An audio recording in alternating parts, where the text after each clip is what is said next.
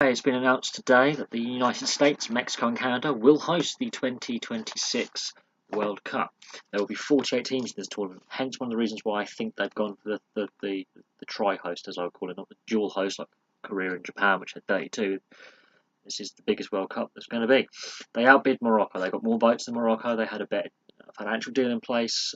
They answered a lot of the questions that Moroccans couldn't when it came to security and fan safety and stadium quality and facilities. Morocco has felt hard done by, but the return is 6 times greater in the US for money coming back to FIFA in profit than at Morocco. I also feel that FIFA have done this out of taking the safe bet, because they've come under criticism for having the World Cup in South Africa in 2010. There was some criticism about the Brazil World Cup 4 years ago. Not to do with it being hosted in Brazil. There was no problem in Brazil getting it. They'd had it before. Football mad country. Greatest team in World Cup history is Brazil, greatest nation.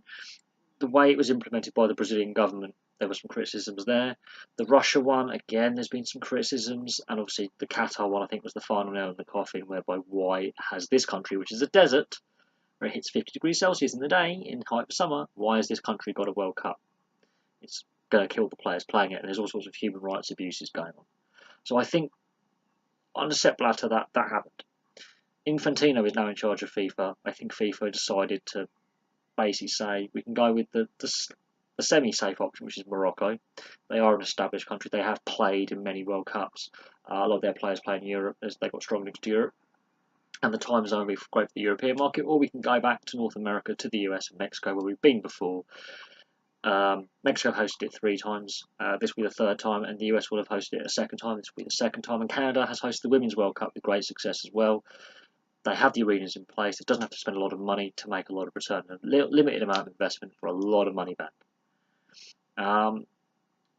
They've gone for the safe option, I think. I think 48 teams possibly for me is a bit too many. I think 32 suits just fine, but if you have 3 hosts, that's 3 automatic qualifiers from the same confederation. That is interesting.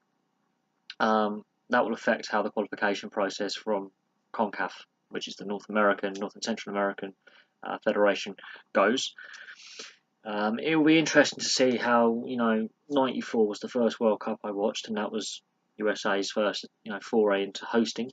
Mexico's already hosted it twice in 1970 and 86, and I think FIFA have gone with the safe experience, the known option, the safe option. I think there were more unknowns with Morocco, and they were probably going to get a lot less revenue from Morocco. I think money has spoken in this. Obviously, I think the North American market is one of the biggest sports markets in the world as well. You cannot deny that. They are a sports mad continent. You just look at the major league sports and how many billions a year those leagues rake in revenues.